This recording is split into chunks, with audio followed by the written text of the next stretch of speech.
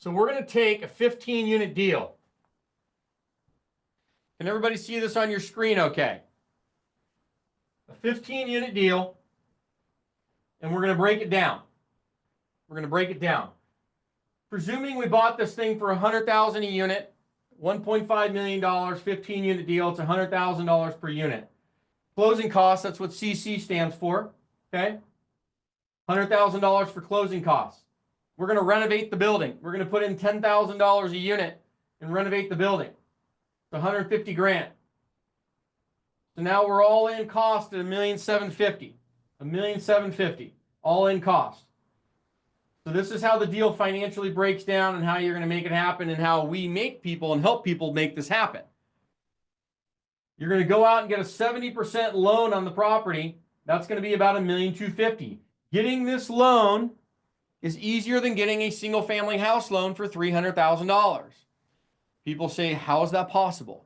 Because you're buying a commercial asset. When you buy a commercial asset, the bank is looking at the property's financials. They're not looking at yours. If you go buy a house tomorrow, right, from any bank, what are they going to ask for? All your bank accounts, all your tax returns, probably a lot more than that. And they're going to dissect you inside and out with probably a rectal exam by the time you're done and you're exhausted. Okay, when you do multifamily and any kind of commercial stuff, it's its own operating business. It has gross revenue, it's got expenses, and it's got a profit. It's a business. And the bank looks at it like that, and they give you money based on that. And that's how it's done. So that loan is actually easier to get than a $300,000 house loan. Now, you're talking about your down payment monies. So that's going to be 30%. In this case, $500,000. Okay? So then you ask yourself the question, well, I don't have $500,000, Justin. You said I was going to be able to buy something for $20,000 out of pocket. Here we go. So you are going to be the general partner on the deal. You're going to bring in 10% of the money. In this case, it's 50 grand. 50 grand. The 90%, which is 450,000, is this beautiful term that we've all heard before, and you may have heard it, OPM, right? Other people's money. Now, people would say, like, I don't have people with money. I don't know people with money. I've never raised money. Like, the minute you hear that, you go into a limiting belief system. So we need to get over the mindset tonight. Because if there's one thing you need to learn how to do, and that is attract capital to you. You're never going into the entrepreneur world in real estate investing if you do not learn how to attract capital to you and raise money. Now, raising money comes in many fashions.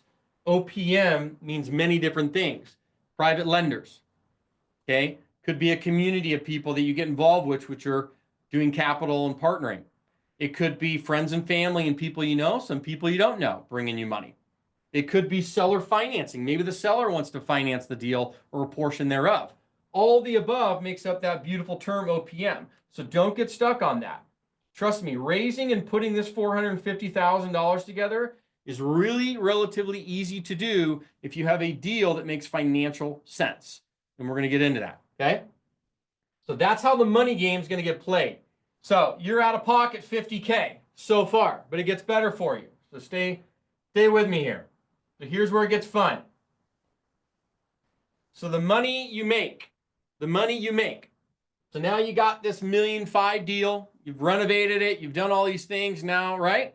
Here's the money you make. So let's presume for a minute that the building is producing $15,000 and you're collecting $15,000 per month in rents and revenue on the property. Okay, just keep that in mind for a minute. So here's the money and the ways you make money on this deal when you do a multifamily syndication. General partner and you're running the deal. First and foremost, you're going to get what's called an acquisition fee. That typically is 2 to 3% of the purchase price. So in this case, it's a $1.5 million purchase price.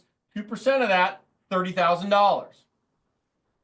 Now you may be saying to yourself, and you're starting to calculate this in your brain, and you're saying, wait a minute, I'm coming out of pocket $50,000.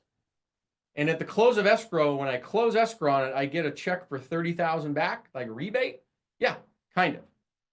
$30,000. So if you do that math, you're technically out of pocket how much? $20,000. Stick with me, it gets more fun. So way number two. by managing the managers, because that's what you do when you're a general partner, is you hire a property management company and then you are the asset manager.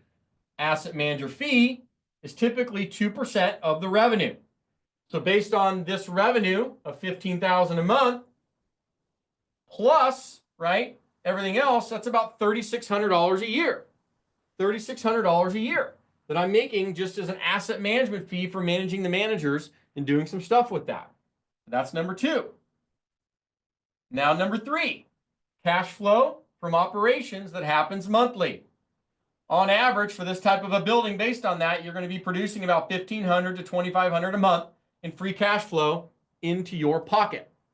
Okay, because this probably represents about 40% of the actual free cash flow because you're syndicating the deal, right? You're not coming in with all of your own money. If you want to come in with all of your money, then you get 100% of the free cash flow. But if you don't have, right? If you don't have 500 grand and all you got is 50 grand, this is how you play the game. So now you're making 1,500 a month on top of that. Way number four, you get these beautiful things called tax incentives. So through what's called cost segregation and accelerated depreciation, you get to accelerate the tax write-offs and depreciation on the building. So from a $50,000 investment, remember, you invested 50. On your $50,000 investment, you're going to get about a $42,500 write-off year one against your current income that you have. Because now you're going to be a real estate professional too. You're going to get to write that off against a little doctor's income, right? So if you set it up right, this is how you do it. So that's $42,000 write-off against your current income that you're making today. And that's like free money. Keep going. Way number five, you're going to get 40% of the profits at the sale. So, give you an example. On this particular deal, let's presume for a minute you had about $500,000, okay, $500,000 in profit when you sell the building a few years later. You're going to get 40% of that. So in this case, 40% of that's 200 grand from the sale. Way number six. If you're renovating the project, which in this case you are, you're going to get a construction management fee for managing the construction process. That's 8% on the reno dollar. So it's a $150,000 renovation project. Remember that, right? $150,000 reno. You're getting 8% of that. So in this case, you're going to make $12,000 for doing construction management. Way number seven. Now, when you go sell the building as the general partner, you can make what's called a disposition fee. Typically, it's 1% of the sales price. So let's presume for a minute you're going to sell this thing. You bought it for $1.5 million. A few years later, after renovating it and doing all this other great things, the building's now worth $2.5 million. You've increased it $1 million. Well, you are going to get a 1% on that, which is $25,000. Okay? You kind of see how money here, money there, money here, money there, money here, money there, money here. Are we having fun yet? So let's total it up. $3,300 a month for 5 years. Okay? That includes fees and cash flow and all that stuff. Calculate that. Then you're going to make $255,000 in profits and fees. I'm tallying up all the stuff I did up here. Just tallying it all up. So you get the cash flow monthly that's coming out in fees and cash flow, $3,300 a month times 5 years. You can do that math. $250,000 plus in profits and fees. Then you're going to get this tax write-off of $42,500. $495,000 on a $20,000 out of pocket. Because this is exactly how it's done. When people talking about multifamily and syndicating and all this other stuff, you need to know how to do this. This is extremely valuable information. But if you have the knowledge, you're very valuable to people with money. So it goes back to my theory and premise of saying, listen, if you want to make your income is directly related to the problems that you solve. So if you solve $1,000 problems, you make thousands of dollars. If you solve $100,000 problems, you make hundreds of thousands. And if you solve $1 million problems, you get to make millions of dollars. It is that simple, but it's that hard because this does take some sophistication. You need to learn it, but you do it so you can make that with that. I mean, that is one. What is that on at times? Anybody have a calculator on that? That is a 25x on your money within a few years. I mean, you tell me where you can go pull that one off. I mean, maybe you get lucky in crypto, possibly, right? It's not going to happen in stock markets. Real estate is one of your methods. And if you do it correctly and understand the game of syndication, right, and understand how to do this correctly and utilize this knowledge, you can do very, very well and become very, very wealthy. And this is simply on a basic 15-unit deal, right? The numbers get bigger, badder, and more sexy when you go up. But this is a basic 15-unit deal, which all of you can do. Every single buddy on this webinar tonight can pull this off. Every single person. I mean, if you have 30 to 50, 15 to $30,000, let's call it 50 for this one. Remember, you're getting Peter to pay Paul because you're getting an acquisition fee back. You see where I'm going with it. But you do need to have money to go in a little bit to get the money back out. So that's how that game works. Do you ever see 10% cap rates? You do right now. You may see it in Detroit, upper Midwest, like Detroit in Michigan, maybe places in Ohio,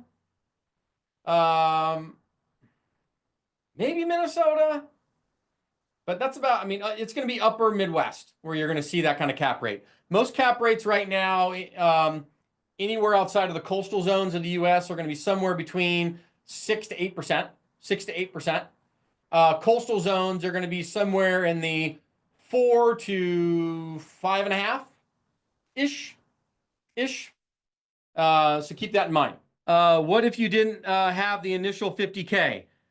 Sean, if you did not have the initial 50K, let me give you an example case study of what you can do. Remember, it's either the sweat equity or the real equity, right? I call it the sweat equity or the check equity. So if you don't have the check equity, which is what you're referencing, you don't have the cash, then the only other way you pull this off is you need to be very, very valuable to someone with the sweat or with the cash, okay? You have to be valuable to them. And the only way to become valuable to them is you have to have this knowledge to be able to find the deals, analyze them, put them together, raise some capital, close the escrow, manage the deals. And if you have that skill set, you're extremely valuable to the person with money. If you do not have the skill set, you're screwed. So you decide, sweat equity or check equity. And if you can bring both, awesome, you're a unicorn. And welcome to the party.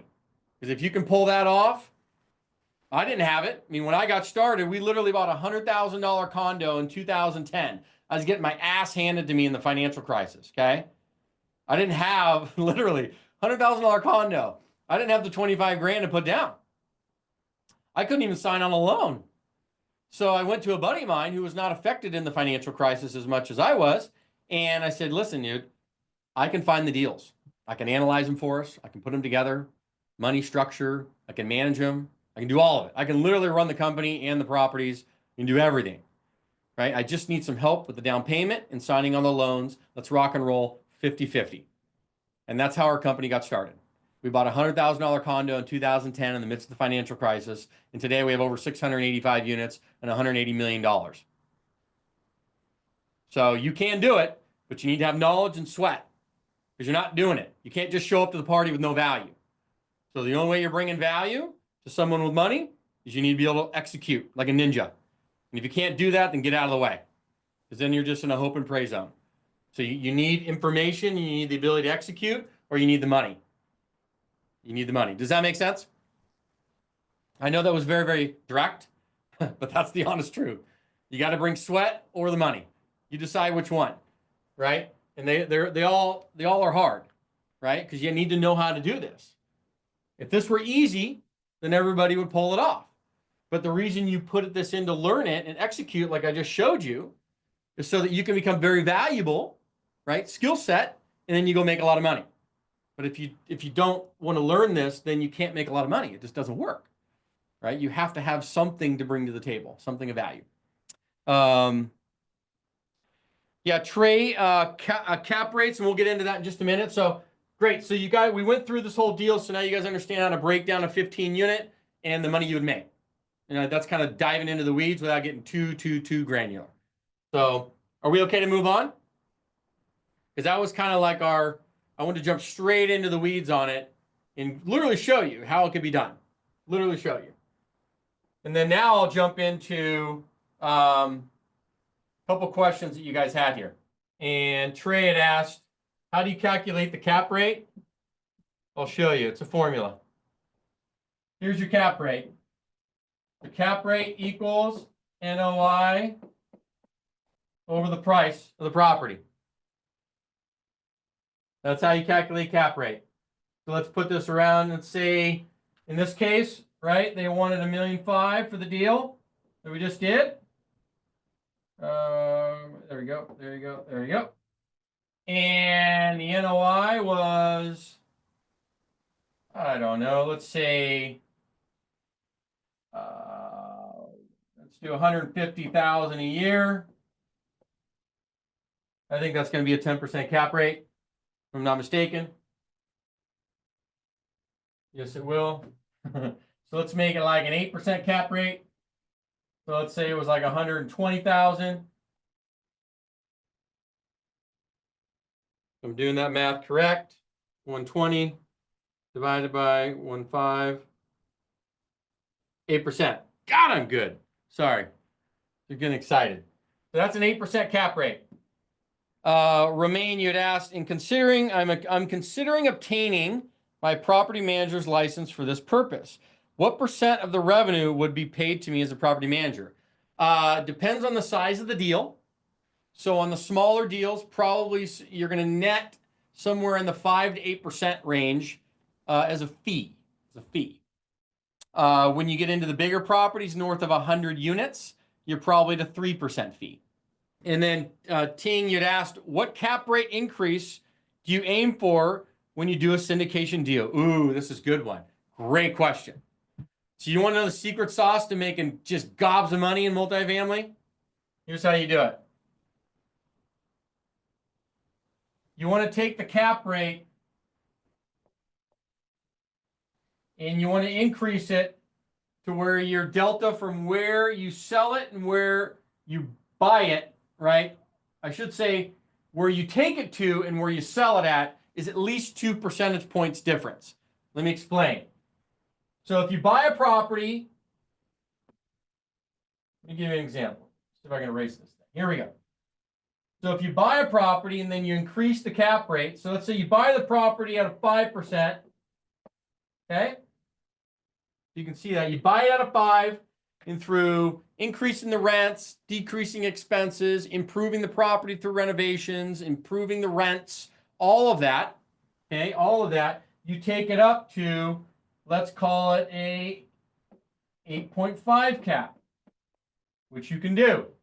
8.5 cap. Then you're going to go sell the property after you're done with it, and you're going to sell it back down at the market rate cap, which is maybe, I don't know, 6%. That's a 2.5% delta. That is where you make gold happen. The ideal delta is about 2 percentage points difference between what you take it up to and where you sell it back down to. This is important, but it's not as important if you truly have the path to get to that and you can sell it back down at that. Now, if you're seeing this and you're a novice and you're just like, whoa, don't worry about it. That's okay. Totally normal for some of the folks on here that have been here a little bit before and they understand it a bit. That's the game. Buy it here, raise it to here, drop it to here. And you want this to be 2 percentage points or more, and you'll make a gob of money. That is the secret. So let's talk a little bit about, and I'm not going to stay too long on this because we went through some other things, but story to motivate you, how to buy apartments. We went through that a bit already, okay? And I'll get into more of that. And then your opportunity is now, right? How do you take it if you want to take it? So some of you have heard me say this before, but for the folks that are kind of newer to this, do you guys remember this wonderful time? 2008. Who here remembers that time frame? 2008 to 2010. One hell of a time, wasn't it? If you went through it, the financial crisis, you totally understand.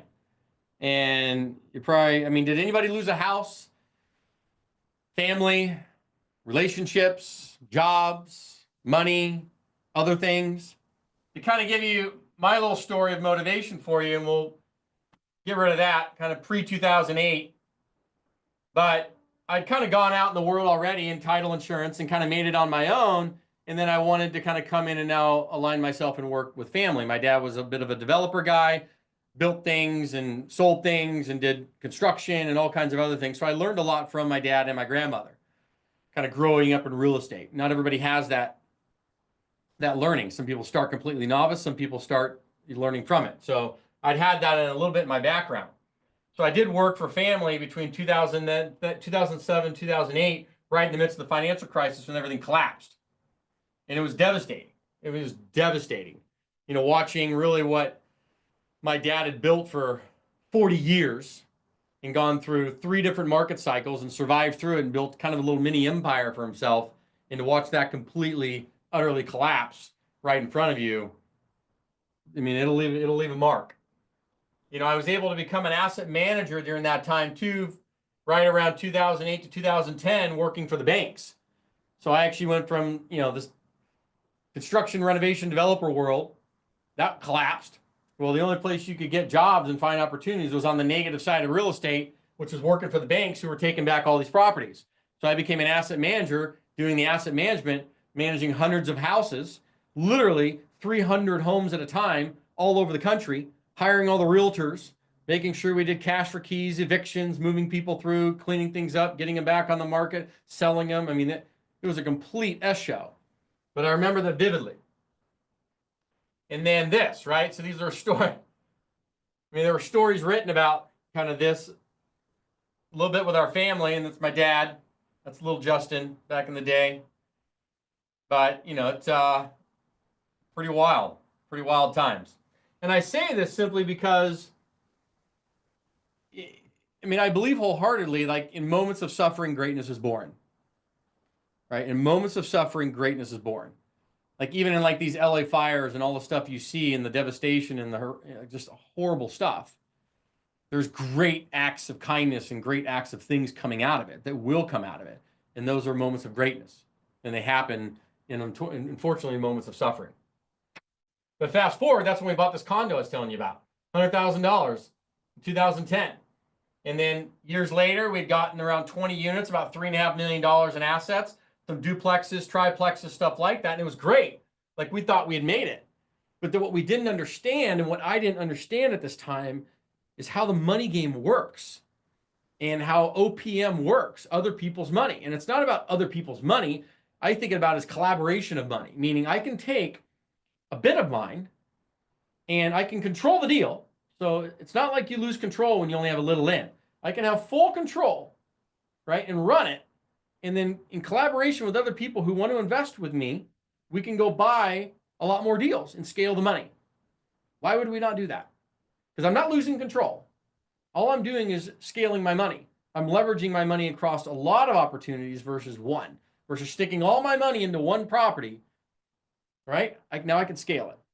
So from here, right here, we go to here. We go from 20 units and having 100% of 3.5 million to scaling to 685 plus today. It's a little more than that now, and $180 million in assets. And we have 40% of 180 million or 100% of 3.5. You can do the math. Right? You can do the math. When you understand and you have the skill sets to do this and you learn it, that's the value in it. That's the value in it. So I ask you, everybody on here who kind of like wants to do this, you're here to learn it, but you want to do it for yourself. Well, you got to jump off, right? You can do all the calculated risk you want. And I can speak from like experience. So I don't know if any of you have done DISC tests. It's like a Tony Robbins test, D-I-S-C, DISC test. But I took mine years ago, many years ago. And I was a CS when I took it. C being the analytical, over an analyzer, analysis by paralysis. I have a plan for a third plan, and 4 plans for that plan, right? And I'm always 3 steps ahead of that plan. That's just C type. And then the S in the equation is, it's like I'm like a soccer mom, right? Where you avoid risk, you like consistency, you like safety, you like staying in the box, don't move too much or things are going to go crazy, okay? So imagine those 2 personality types together when I have this big dream, right? Because my dream today, do you know what a BHAG is? A BHAG is big, hairy, audacious goal. Big, hairy, audacious goal. So my big, hairy, audacious goal is 10,000 units and $1 billion in assets.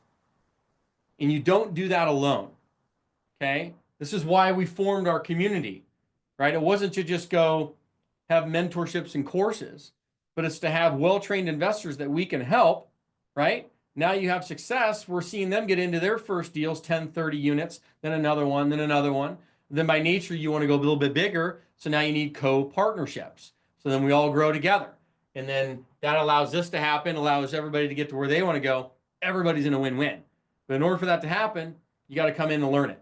But you got to have that. Like, you got to dream and dream big. Like, why would you dream at all if you're not going to dream big? I mean, it's amazing how dumbed down our goals and dreams become as we get older, right? Think about it. You go line up 10 kids that are 5 years old and ask them what their dreams are. What do? I mean, they throw out the most outlandish things. And we sit there and like, what do we want to do as parents? Oh, well, that's great, Johnny. Maybe, keep it reasonable, right? Why do we do that? Why do we do that? Like, we do it to ourselves. Why would we do it to our kids? But you ask them and they have like these wild fascinations and dreams. And then as we grow, like they get like hammered down, right? And it's like, why? So BHAG, big, hairy, audacious goal, 10,000 units and $1 billion. Whether I think it can happen or not, I don't know. Do I believe it can happen? Absolutely. Is it going to happen? Yeah, I believe so. I believe so. But you do this not alone. You do this through partnerships. You do it through collaboration. I mean, that is literally why we created our community a couple of years ago, Multifamily Schooled, was to have a collaborative environment of well-trained investors that we're helping, but they're doing deals. And then by doing deals, they want to do more deals. And by doing more deals, now we can partner on bigger deals. So everybody wins. Everybody grows their portfolios. That's the whole concept behind it. You have this environment. A lot of cool people doing a lot of cool things and sharing their stories of have success. I mean, that's what it's designed for. Miguel, am I always the lead in my deals? Not always. Not always. When I say lead, so what you can do, FYI, like when you start to do bigger deals, is, your ownership structure, you'll have co-general partnerships. So when I was showing you earlier that you're the general partner, you would have multiple people in that coming in with the money. Because let's say you had to bring in $1 million. Well, if we only had a few $100,000, we can't do the deal. But if I partner up with a couple people, now we can. That's how it works. 6% cap rates. Gotcha. Yeah, I mean, cap rates are 6% now in most of the places in the country. And then I thought those are limited partners, not general partners.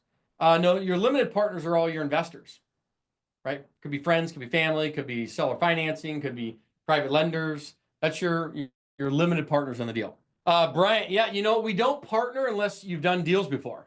Like, meaning we don't just partner. It's like anything. Trust is earned, and you have to go through process. And we typically will partner with our mentees in the programs. We're looking at doing that right now with a handful of them that are already in it. Because now they've done deals, they're growing, they're learning. Now we feel comfortable that, hey, if we partner, right? And there's that whole process. It just takes time. But yes, we love to do it. And that's the whole point of doing a community. Correct. Earning will be directly. It's a great question, Eric. Eric had asked the question. I assume that earning will be directly proportional to the percentage of investing capital. No, it's not. That's why you do this. So it is if you're a limited partner. But if you're the general partner controlling the deal, which is what I'm teaching, then you're going to come in with 10% of the money, okay? And you're going to get typically 40%, somewhere between 30 to 40% of the deal, right? So that's a 3 to 4x money in to money out, okay? And like I showed you before, you had $20,000 out of pocket, and because of syndication, you made $495,000 on $20,000. Now that's a lot more than that, but in terms of like the ownership, that's typically how that goes. You'll get 10% in, you'll get 30 to 40% of the ownership, correct? But you'll have the control. Remember, there's a big difference between percentage of ownership and the control of the deal. You'll control it, but you may only have 30 to 40% ownership. Let me ask you this question. What percentage of Tesla does Elon Musk own? Richest man in the world. You think he understands OPM? Chime in the chat. What percentage of Tesla, without Googling it, by the way, and don't ask AI, what percentage of Tesla does Elon own? Yeah, it's under 10%. So the richest man in the world owns less than 10% of Tesla. And the rest of it is OPM, other people's money. So do you think he understands how to leverage it correctly? Put some of his money with everybody else's? Same game. That's for a business. This is for real estate. Same process. Can this method possibly apply to campgrounds, resort retirement homes, and trailer parks? 100%. We own 6 mobile home parks. So we syndicate the exact same process. It's real estate. You can do this process to anything for the most part. Now, at some points, it starts to make more sense than others, but typically the bigger the deal, the more you can do. Okay, the more you can do. Okay, cool. So has anybody ever done like an identity audit before? Identity audit. Because I've already taught you how to like do the deals. Now I need to get all of you like to understand like your transformation. Like what, like you want to do this, right? You're sitting at the edge, you want to do this. How do you do it? Like, but you got to jump, right? You can analysis paralysis your ass to your black and blue on your deathbed at 80. And then you're having a conversation with your 40-year-old self saying, I'm sorry. I'm sorry I didn't go for it. I'm sorry I was too scared shitless to go for it, to jump off the cliff. Even though you did all the analysis paralysis you can, you've calculated the best of your abilities on risk, you still didn't go for it because you were scared. Like you can't take it with you, right? But what kind of legacy are you going to live, right? If your spouse and your kids and everybody, or if you want them to look up and admire you, and you're sitting there and you're kind of frustrated because maybe you're not leveling up, maybe you're underachieving. I don't know. I mean, I had to do that for myself. I did it a couple of years ago, and it was life-changing. So let me go through what I mean by that. Because mindset and your identity audit is what all this is about. Because discipline, right? Motivation's great as a method to get you going. But discipline will get you through wanting to quit. And the discipline usually comes by pain, right? Like when think about it. You're supposed to work out in the morning. You know it's part of your habit routine. And then you find a way to talk yourself out of it before you get out of bed. Why? Right? But if you had something that was painful for you, that actually made you think, oh crap, right? I need to do this, or something painful to avoid or something painful to get away from, you would absolutely make the move. You get your ass out of bed. Meaning, the thought of going to the gym, the pleasure of going to the gym is that you feel better and you can lose weight. But that's the pleasure. But that doesn't motivate people enough, does it? Because otherwise everybody would do it. But I bet your ass that if I had you write me a $10,000 check that you have to lose 20 pounds this year on December 31st, 2025, or I'm cashing that thing, you think your ass is going to get out of bed? I bet your ass you will. Why? Because the fear and the pain of me collecting and cashing that $10,000 check probably going to make you go, it's going to quiver up a little bit. When you're sitting in bed going, oh God, you'll roll your ass out and you'll get your ass to the gym. I guarantee it.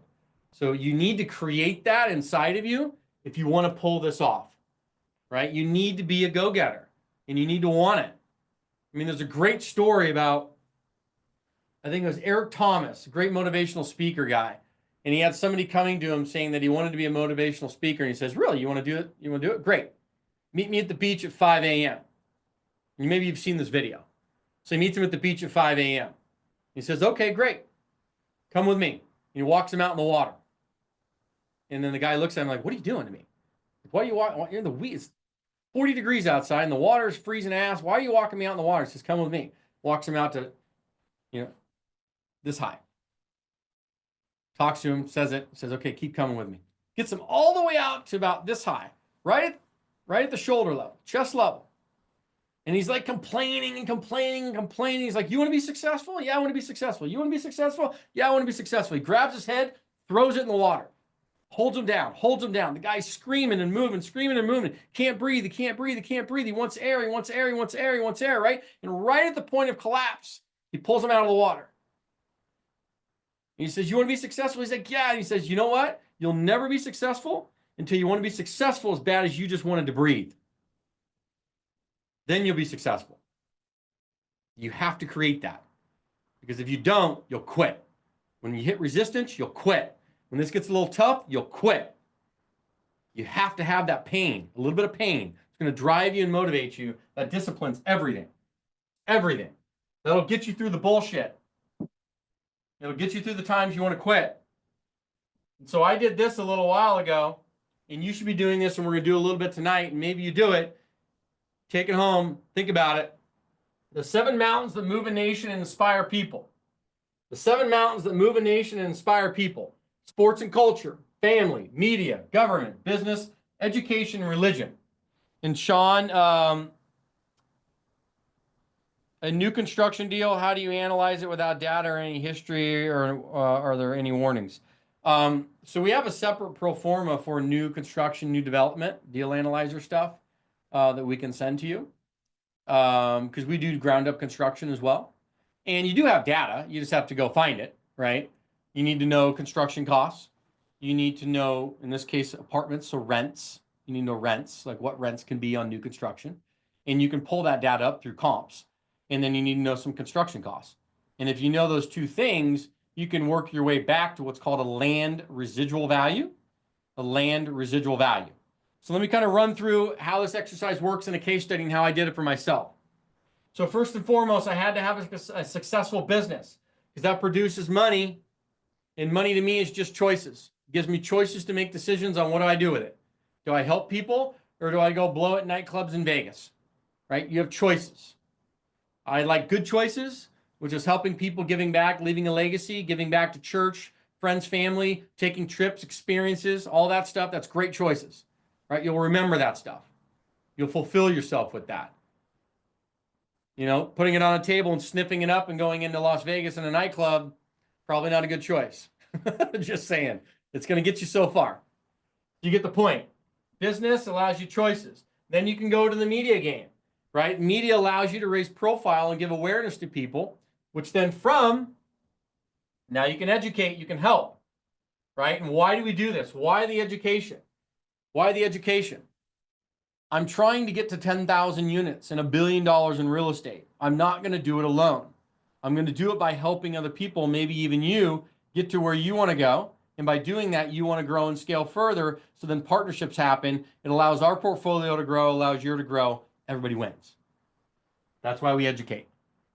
And then lastly, over here is the family, right? Not just my personal family, but we give back, right? Tunnels to Towers organization, great one. Pays off the mortgages of spouses left with their kids after another spouse dies in the line of duty. First responders typically, and soldiers.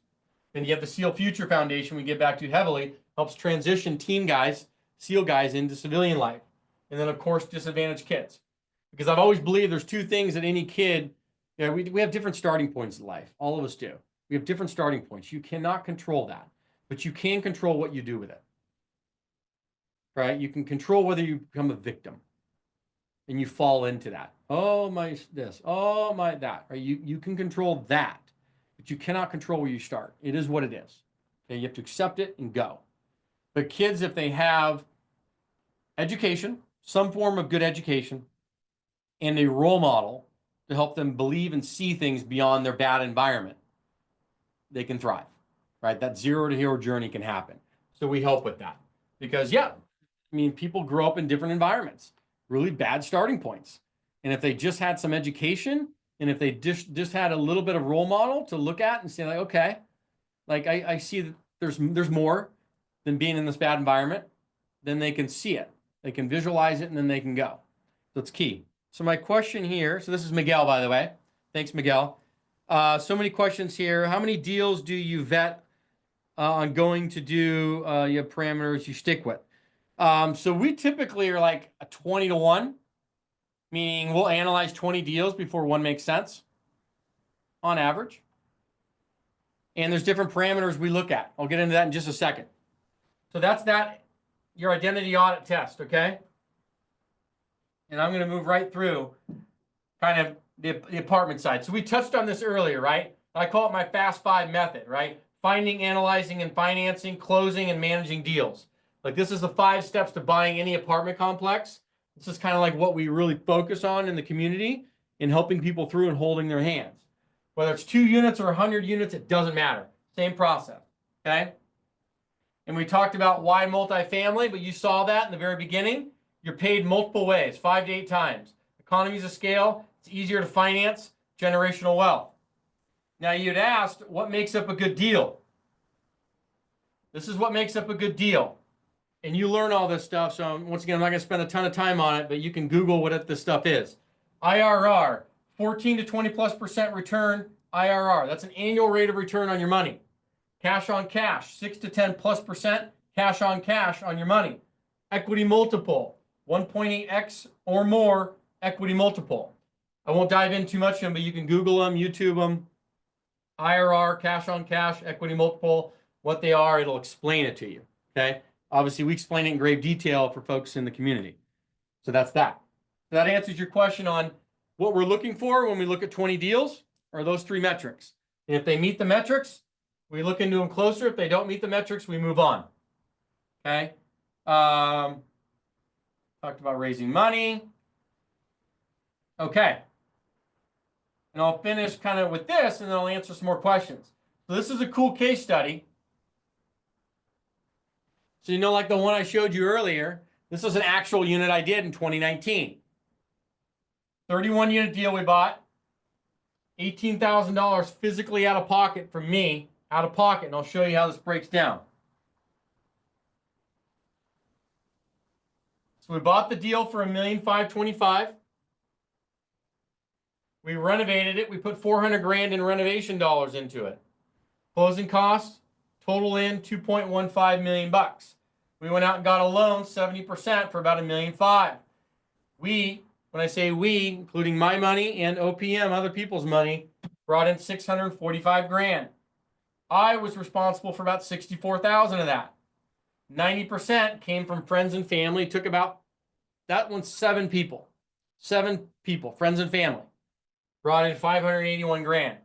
Now remember, you get the acquisition fees. So I got a 3% acquisition fee. That was $45,000.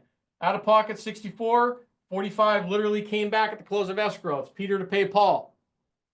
So I was physically out of pocket $18,500. And I had control and ownership of a 31 unit apartment deal in Kansas City, Missouri. So let me show you how much I made on that. So what did I get? So we took the value of that building because we increased the rents, right? We reduced expenses and we renovated the building. So we improved it. Because of that, the value went from $1.5 million up to $3.6 million. We did what's called a cash out refinance. We pulled all our money out, put a new loan on it, paid everybody back, plus returns. So we got all that in 24 months. Then remember, I'm getting an asset management fee like I showed you earlier. Then I'm getting 40% of the profits in cash flow. So that's $2,000 a month over a 5-year window. That's $120,000. Then I made another $470,000 at the sale. So that's $590,000 on an $18,000 physical out-of-pocket investment, the 32x. And that is not abnormal. Not abnormal. So this is why it's so valuable to learn the ability to execute this. That's why you do it. It's not so you can play small ball. It's not so you can play small ball. If you want to make good money, This is how you pull it off. You solve $1 million problems, and then you get to go make lots of money. And they answered your question on the why you get the acquisition fee for putting the deal together. It takes a lot of work to put the deal together. So because you put in time and energy, you get paid. Because it's taking a lot of work, right? You don't get to work for free. That's why you get paid. That's right. And you're solving $1 million problems. I mean, that's why this happens. And it's all very standard. It's not abnormal to have that in the deals. So it's very, very normal. So Ting, what's the best way, search engine program, et cetera, to find a good syndication deal besides using a broker? So the way you find deals, just so you, Miguel, first of all, we teach all this stuff. So you go, there's two ways to do it: direct to broker or direct to seller. Direct to broker or direct to seller, okay? When you're in this, and I'm going to presume everybody in here, you either have a 9-to-5 job, so you have to earn that money, because you can't just quit that tomorrow and go do this. So you have to like have that in place while you do this and while you learn this, and you have to be able to do both, right? So if you can dedicate 5 to 10 hours a week to this stuff, you can execute in the beginning. And then what's going to happen is as you get deals, right, money comes with that. So then you're going to say, great, I can probably dedicate more time. Less time over here, more time over here. You have that choice. You have that choice. Some people keep their jobs and do this. Some people do their jobs until this gets going well enough, and then they go into this like I did, right? I was doing residential sales, making very good money. And then I started this in the evenings. Then I got to a point where I was making more money doing this than doing the sales on residential. So I said, bye-bye residential, hello multifamily. And I've never looked back. Never looked back. And you'll have the same choice. You decide what you want to do, but that is available to you. I hope you believe you can do this, because you absolutely can. I mean, I didn't understand any of this stuff when I got started with syndication, right? I didn't understand it. I didn't know how to raise money. Scared to do it. Didn't understand all that game. Didn't understand OPM. Didn't understand how to put it together legally. Didn't understand how to find the deals correctly. Didn't know how to analyze them correctly. Definitely didn't know how to structure and, like I said, the capital side and all that. I had to learn it, but it was a very valuable skill. And then that's why you do it, because it's very valuable to learn it. Otherwise, you wouldn't do it, right? You wouldn't put in all this time and effort and energy to go make, 20 grand a year. I mean, why would you do that? Just keep doing what you're doing. You do it so you can go make big money, and you can do very well for you and your family. And then you can provide your family with the things you want and give back, help others, get into all the other things that are most passionate to you, right? Because the money simply is a tool, right? Gives you choices to go do the stuff you really want to do. And that is travel. Probably have experiences with your family and your kids, more time, pass on generational wealth, have these things that you want for yourself. I'm guessing that's the real reasons why most people are in here. I hear it all the time. And I love helping people's dreams reality, because by helping people's dreams reality, I'm making mine the same way, because we're all growing. How do you think I'm getting to 10,000 units? Once again, you have to have collaboration. You have to have partnerships. You have to have opportunity. And a great community does that. Anybody in here has interest in learning more? Okay? Because this is how I kind of foresee it, right? Because this is how you create a win-win. This is how this goes down. It's like a little time map for you. So this is you over here. You have 0 units. Maybe if you're lucky, you have a few. Awesome. We're presuming you have 0 to maybe 5 units in your portfolio. Now, let's say 90 days from now, you get your first 10 to 30 unit deal. And you're like, oh my God, this is real. I love it. You feel it. The confidence goes up. And now you're like, we're going to rinse and repeat this process. So now you go to your second deal. You get another 10 to 30 unit deal. Now you're like, holy crap, this is cool. Now we're making some money. I may be able to leave my other job, do some other things. This is great. Well, now you're going to probably say, which happens all the time, it's happening now, Justin, I found this 80 unit deal. Here's it in the community. Let me share it, see if we can partner together on it, because I can't take it down alone. Would you consider partnerships? The answer is absolutely yes. We want to look at it. Let's take a look at it and see if the community wants to partner on it. Other people in the community want to partner. We can partner. Everybody can partner. So that allows you then to go to a 50+ unit deal. Now you have partnerships. And now you create this beautiful thing called a win-win. That is why we're all here. That is why I'm here. That's why I hope you're here. That is why we're doing this. That is the reason right there. Yes. Hi, Justin. How you doing? Hey, how are you, Tim? Good. So going back to what you were initially touching on with the mindset, when you're first starting off, just like with any other business, you got your, paralysis by analysis and all that. So what was the biggest challenge for you, and how did you overcome it? I would say the biggest challenge for me is when I went out to a syndication conference in Boston in 2018, and I sat in the room with 3,000 other people, investors, lenders, attorneys, people that were looking to do the exact same thing. Yeah. And getting over the imposter syndrome of I sat there going, and I had to have a moment with this. If these people can do this, and I'm watching a lot of people have success, Yeah. and they're no more sophisticated than me. They have no different background, in some cases worse. And you come to this realization that knowledge is cool, right? And there's Right. a lot of smart people out there. There's a lot of people with connections. There's a lot of people with know-how. There's a lot of people that are book smart. And then you wonder why some of the people you're like, holy cow, like how did, excuse my friend, how did that idiot do this? Right? Yeah. Has nothing to do with their knowledge. I mean, the knowledge is key, but they had the knowledge and then they just took action. Right. They just took action because they got to the edge of the cliff and they didn't allow the fear or the what if or anything to stop them. They said, I'm here and I want to go to here and I'm just going to go and I'm going to allow the how to show up. And yes, am I going to take a risk? Yeah. But I mean, I'd say the risk of inaction is worse than the risk of action sometimes. And I'm not Action takers are money makers. Yeah, and I'm not going to say be reckless. Don't be reckless. That's not what I'm saying. But do your calculated risk, and then at some point you're at the edge of the cliff, and you got to go. Yep. You got to go, and you got to allow how to show up. And if it fails, it fails. But at least you fucking tried. Right. Right. And you had to get to that point, and then you got to get pissed enough. You got to get pissed enough. Yeah, I mean, I'd say there's different moments in life that make you create pain that makes you want to go do it. But usually people shift through pain. Right. Shift through pain. So that was the biggest thing for me. Okay. Yeah. Yeah. Very nice. Yeah. How long have you been in it, or where are you from currently? Michigan. Michigan. Okay.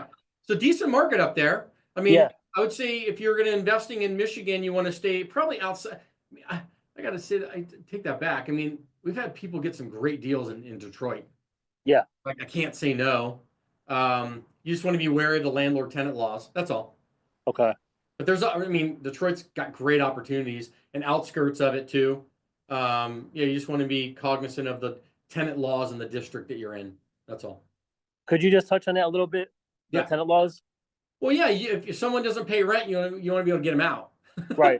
Right. Right. And not have to go through a 2-year spat with a judge and a court because they have some tenant protection laws that somebody could squat in a unit, not pay rent, and come up with some kind of shit excuse and sit there for whatever. I mean, that's BS, right? Okay.